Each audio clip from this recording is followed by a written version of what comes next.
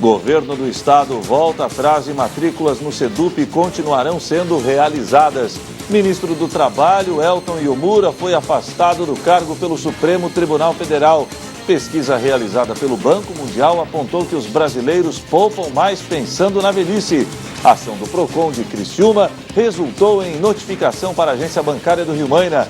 No esporte, tudo sobre o primeiro dia das quartas de final da Copa do Mundo. Na Série B, os melhores momentos do empate entre Criciúma e Figueirense. E ainda, os fatos que ganharam destaque durante a semana. As notícias de Criciúma e do sul de Santa Catarina você confere a partir de agora. No ar pela TV Primavera, Informe Região.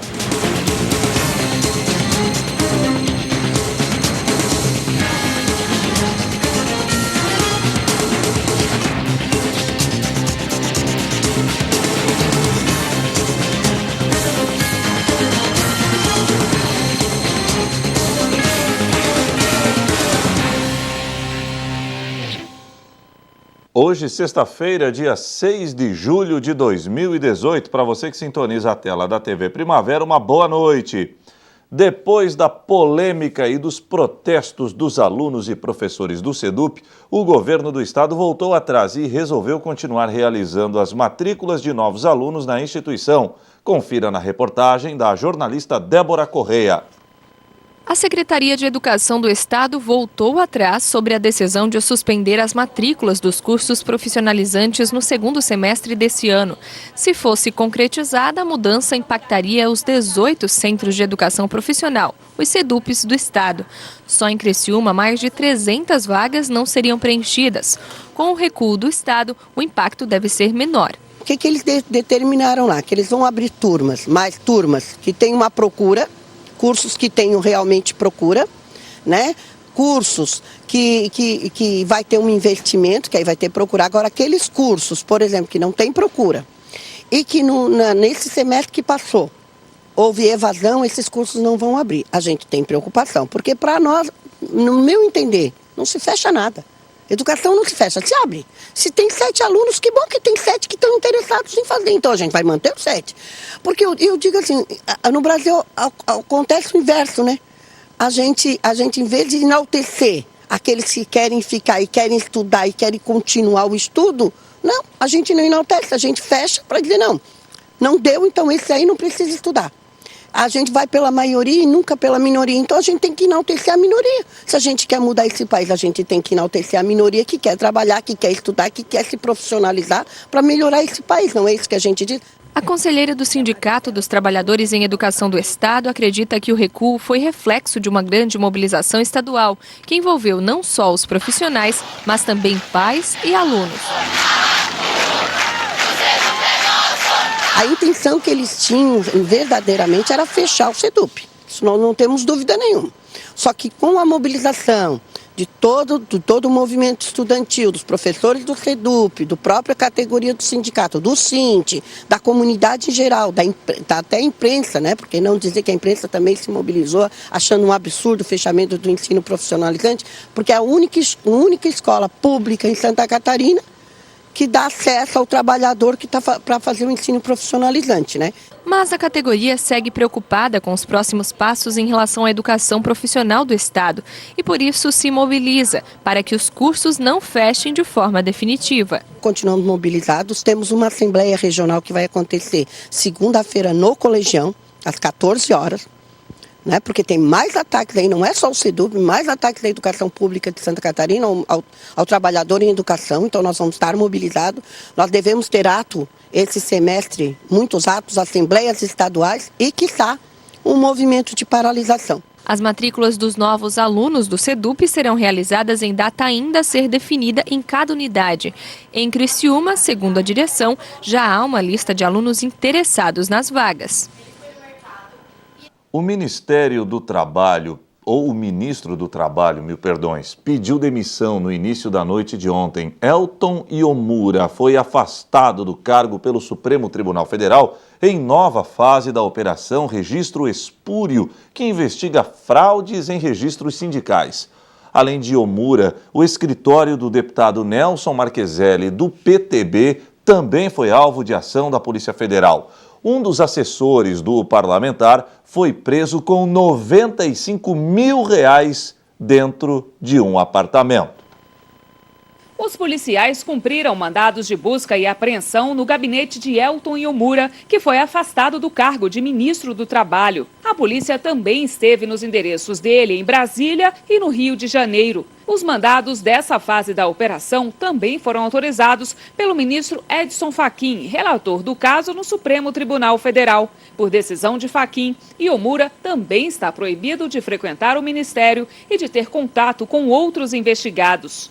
A Operação Registro Espúrio teve início no último dia 30 de maio e investiga uma suposta organização criminosa integrada por políticos do PTB e servidores que teria cometido fraudes na concessão de registros de sindicatos pelo Ministério do Trabalho. Segundo as investigações, os registros eram concedidos mediante pagamento. A operação fala em um loteamento de cargos na pasta entre partidos do PTB e Solidariedade. De acordo com a Polícia Federal, o Elton Yomura foi colocado no cargo de ministro do Trabalho para dar continuidade às irregularidades investigadas na operação e que ele seria uma espécie de testa de ferro dos caciques do PTB. A PF afirma ainda que o papel de Yomura era viabilizar as ingerências da deputada federal Cristiane Brasil, do PTB, na pasta e de dar continuidade aos desmandos do presidente do partido, Roberto Jefferson, no Ministério. Os dois já foram alvos de outras fases da operação. Roberto Jefferson, pai de Cristiane, chegou a indicar a filha para assumir o Ministério do Trabalho em janeiro deste ano, mas foi impedida por decisões judiciais. Na sede da Polícia Federal, em Brasília, onde foi levado para prestar depoimento, Elton Yomura ficou em silêncio e se recusou a informar a senha do celular funcional do Ministério utilizado por ele, alegando que o aparelho possui informações e arquivos privados e que também era utilizado para fins particulares. Ao deixar o local, Yomura disse estar surpreso com a investigação e que não há provas de envolvimento dele em crimes ou irregularidades na pasta. Questionado sobre a afirmação dos investigadores de que ele se reportava a Roberto Jefferson e a Cristiane Brasil, Yomura contou que mantinha com os dois relações institucionais. Os advogados de Yomura afirmaram que vão recorrer à segunda turma do STF contra a decisão de Fachin de afastar o ministro do Trabalho do cargo. Os agentes também estiveram na Câmara, no gabinete do deputado Nelson Marqueselli, do PTB, que acompanhou as buscas. Ele negou o envolvimento. Nada a temer, não. Eu sou vice-presidente, sou vice-líder do PTB. O PTB hoje administra o Ministério do Trabalho. Houve denúncias, várias denúncias, e a policial me informa que todos os deputados do PTB serão investigados, seus gabinetes, para ver se tem alguma alegação com concessões de registros de sindicatos, certo?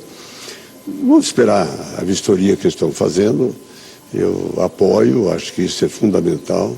O assessor dele, Jonas Lima, foi preso em Brasília, suspeito de atuar de forma ilegal na Secretaria de Relações do Trabalho do Ministério, para favorecer entidades sindicais. No apartamento dele, a polícia encontrou R$ 95 mil em dinheiro. No Rio de Janeiro, foi preso Adriano José Lima, superintendente regional do trabalho. Nos bastidores da presidência, a conversa é que o presidente Temer deve tirar o PTB do Ministério do Trabalho. Após a situação de hoje, o provável é que o substituto de Yomura seja de outro partido aliado. O governo ainda não divulgou quem irá ocupar o cargo do ministro afastado. O presidente nacional do PTB, Roberto Jefferson, também investigado na Operação Registro Espúrio, afirmou em nota que apoia as operações da Polícia Federal. A seguir, a ação do Procon Criciúmense resultou em notificação para a agência bancária do Rio Maina.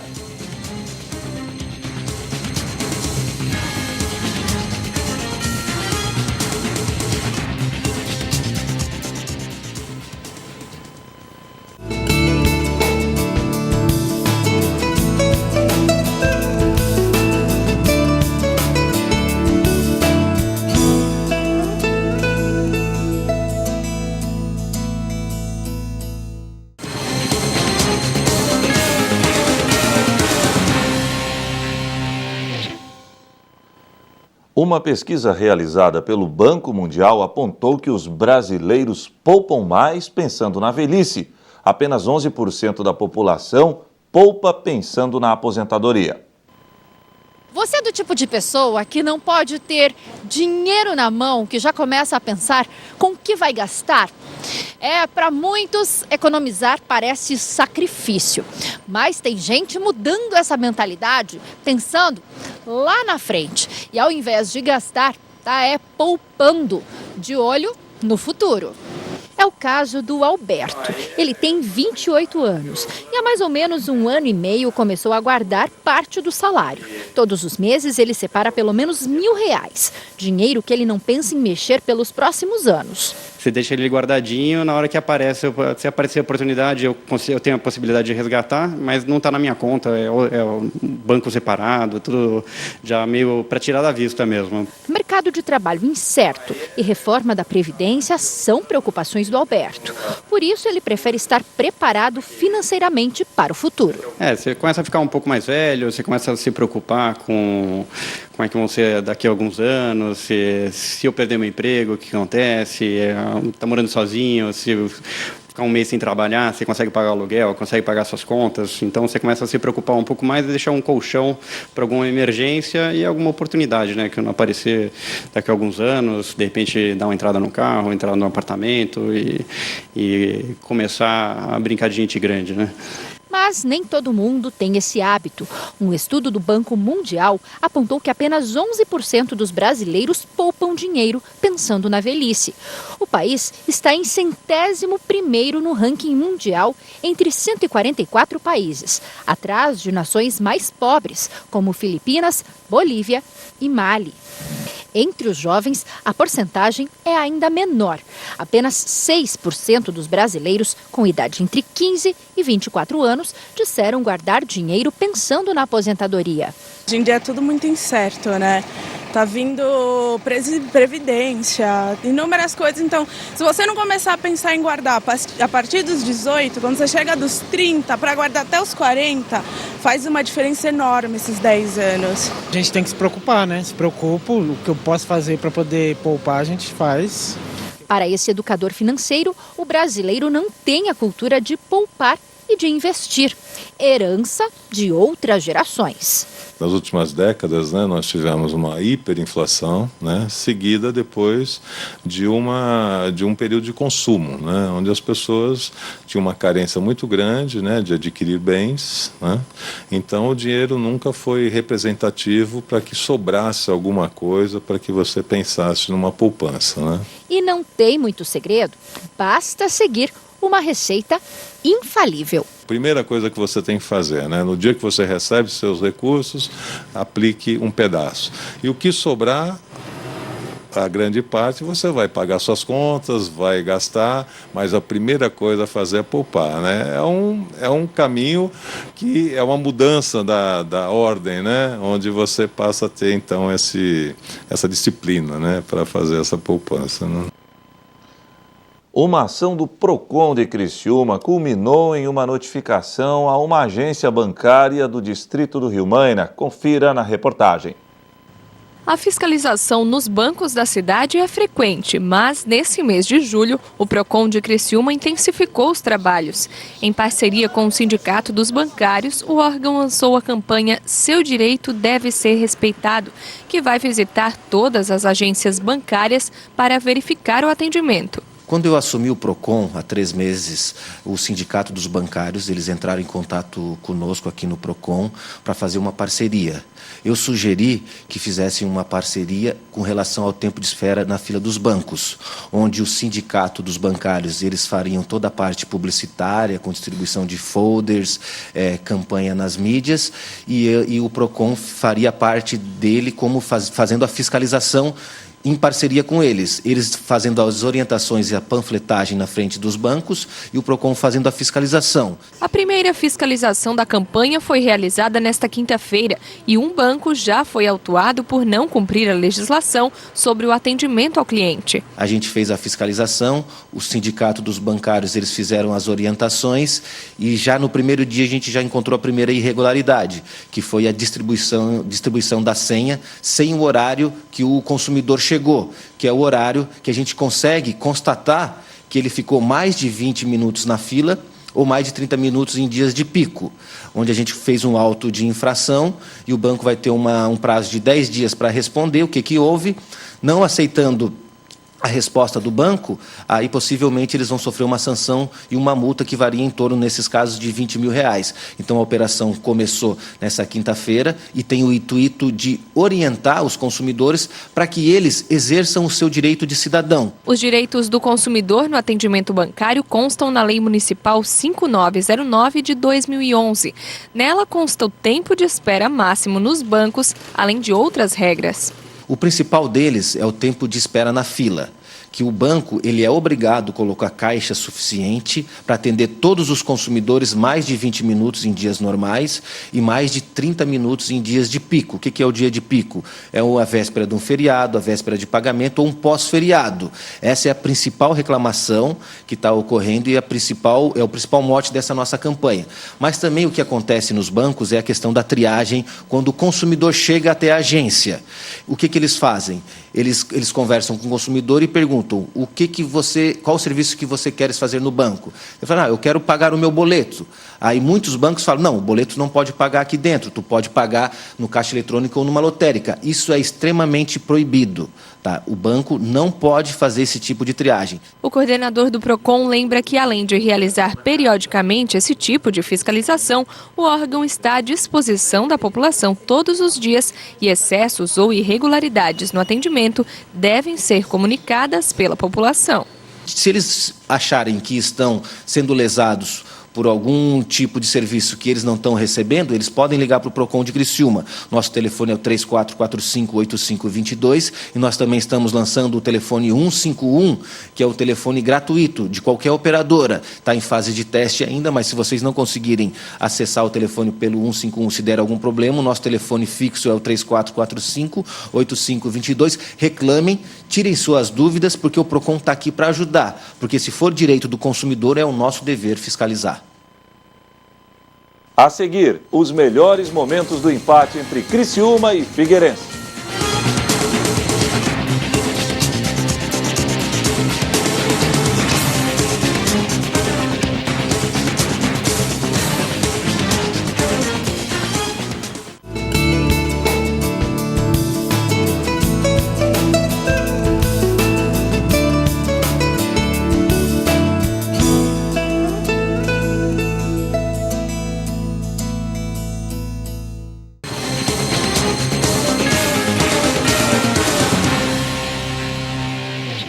Iniciou hoje a fase de quartas de final da Copa da Rússia e teve Brasil em campo.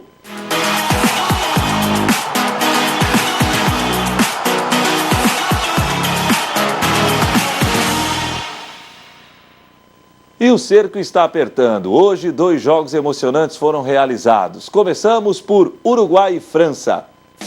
Em Nizhny Novgorod jogaram Uruguai e França. Varane de cabeça abriu os trabalhos. França 1-0. Griezmann chutou de fora da área e Muslera aceitou. Frangaço. Final, Uruguai eliminado 0, França classificada 2. Em Kazan, a Bélgica despachou o Brasil. Fernandinho contra, fez Bélgica 1-0. De Bruyne recebeu de Lukaku e chutou forte, cruzado para ampliar. Bélgica 2-0.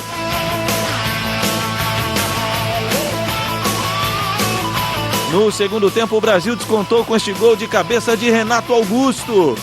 Mas não deu tempo para mais nada. Final, Brasil eliminado 1, Bélgica classificada 2. Com esses resultados, temos definido a primeira partida da semifinal. Na próxima terça-feira, às 3 da tarde, França e Bélgica definem quem será um dos finalistas do Mundial. Amanhã teremos em Samara, Suécia e Inglaterra. Em Sochi, a Rússia encara a Croácia. E a situação do Criciúma vai ficando cada vez mais complicada na Série B. Ontem, diante do Figueirense, o Carvoeiro saiu na frente, mas cedeu o empate, desperdiçando 2 preciosos pontos. Logo no início do jogo, João Paulo, de fora da área, mostrou que estava afim e soltou o sapato. Denis precisou se virar para afastar o perigo. Novamente, João Paulo. O atacante Carvoeiro percebeu que o goleiro Denis estava adiantado e tentou quase do meio do campo e por muito pouco não fez um golaço. O Figueirense não deixou por menos. Ferrarez desceu em velocidade pela direita e bateu forte. Luiz mandou para escanteio. Nesta jogada, Vitor Feijão entrou na área e foi derrubado. O atacante criciumense pediu pênalti. A arbitragem nada marcou. O inspirado João Paulo deixou toda a zaga do Figueira para trás e na saída de Denis tocou no cantinho. Golaço! Criciúma 1-0. Este vale a pena ver de novo.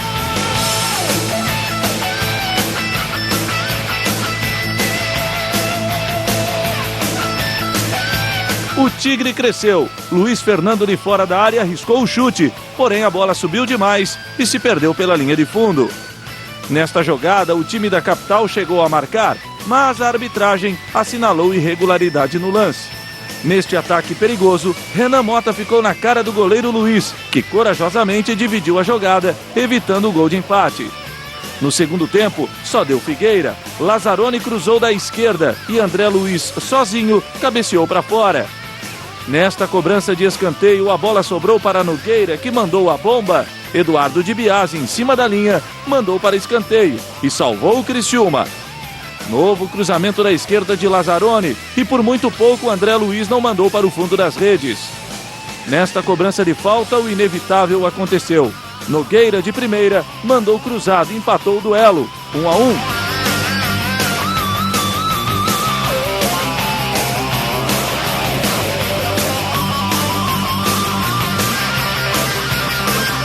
E quase que o Figueirense virou. André Luiz mais uma vez dividiu com o goleiro Luiz. Para a sorte do Criciúma, a zaga conseguiu afastar o perigo. Final, Criciúma 1, Figueirense também 1. E para fechar o Informe Região desta sexta-feira, vamos conferir os fatos que ganharam destaque durante a semana no sul de Santa Catarina. Segunda-feira, Secretaria de Saúde de Criciúma intensifica a conscientização sobre doenças sexualmente transmissíveis e amplia a oferta de testes rápidos. Em 2015 foi que a gente intensificou a realização desses testes aqui no município, porque o município é um dos 12 municípios do estado de Santa Catarina com a alta taxa de detecção de HIV. Em função disso, a gente descentralizou esses testes para que o paciente, a pessoa, tenha o seu diagnóstico na unidade de saúde. A Associação Comercial e Industrial de Criciúma realiza evento para discutir o desenvolvimento do Sul. Nós precisamos buscar experiências que acontecem em outras cidades desenvolvidas. Então, nada melhor do que o prefeito da maior cidade de Santa Catarina, o do dólar, ele vir até Criciúma, transmitir para nós as experiências dele, né, como prefeito, ele que também é um empresário do setor têxtil, ele que também já foi presidente da Associação Empresarial de Joinville, né, e é uma liderança muito respeitada em Santa Catarina. Terça-feira, Casa Guido tem novo presidente. Antônio Guedin assumiu a instituição. Em 2010, logo no começo da fundação, certo? O meu filho ficou doente. Mas não de câncer, claro, mas ficou doente, precisei interná-lo, certo? E após uma semana, 10 dias de internação, tirei o filho curado e paguei, mas alguma coisa acendeu dizendo, meu Deus, quantas pessoas estão aqui e não têm esse poder de poder pagar um particular, alguma coisa assim. A partir daí, eu fui procurar. Centro de Valorização à Vida passa a atender em novo número de telefone. Muda de forma fundamental. Por quê? Questão da gratuidade. Muitas vezes, vários atendimentos aconteciam e as pessoas precisando conversar, precisando de tempo, às vezes elas mesmas limitavam a sua ligação, a duração do seu atendimento por conta do custo. tem um preço, enfim, vou ter que desligar porque vai custar caro para mim esse atendimento e tal. Então isso foi um fator muito importante. Quarta-feira, o Tribunal Regional Eleitoral julgou improcedente pedido de desfiliação por justa causa protocolado por vereador criciumense. Como não houve a materialização do pedido, da expulsão, ou seja, o processo não foi instaurado de expulsão, isso acabou não materializando a efetiva expulsão do vereador, né? Então, não comprovado isso, e de fato não se consolidou isso, apenas se falou muito, se encaminhou para a comissão de ética, mas não aconteceu. Então, como não aconteceu, o tribunal entendeu que o meu pedido não procedia. Moradores do Pio Correia estão preocupados com as alterações de trânsito na comunidade que podem colocar em risco alunos das escolas da localidade. Há toda uma mobilização e um posicionamento contrário, firme, né, numa mobilização comunitária no bairro que nunca se viu, em função de uma intervenção que nós entendemos muito prejudicial, que seria trocar a saída principal do município em direção ao Cocal do Sul, utilizando as ruas Antônio de Luca e Ézio Lima, Casemiro de Abreu também. Quinta-feira, governo de Santa Catarina confirma a liberação de recursos para a construção do Centro de Inovações Tecnológicas de Criciúma. Fomos recebidos pelo secretário de Desenvolvimento Sustentável, Biazus, nos recebeu muito bem, a equipe do governo está toda empenhada realmente lá. Está tudo pronto, não tem falta nada, constatamos isso. E ele sentou conosco e disse, olha, eu venho aqui recebê-los em nome do governador, dizendo que amanhã nós estamos assinando o convênio para a construção do Centro de Inovação de Criciúma. Fundação do Meio Ambiente de Criciúma altera a legislação sobre poda e corte de árvores na cidade. Não é mais necessário entrar com processo na FANCRI para autorização de poda, que anteriormente precisava a FANCRI autorizar o cidadão a realizar a poda na sua árvore. Então agora não, agora é simplesmente um cadastro que ele vai fazer no site da FANCRI ou ele vai trazer aqui, imprimir o formulário na sua residência, preenche e traz na FANCRI informando que ele vai realizar a poda.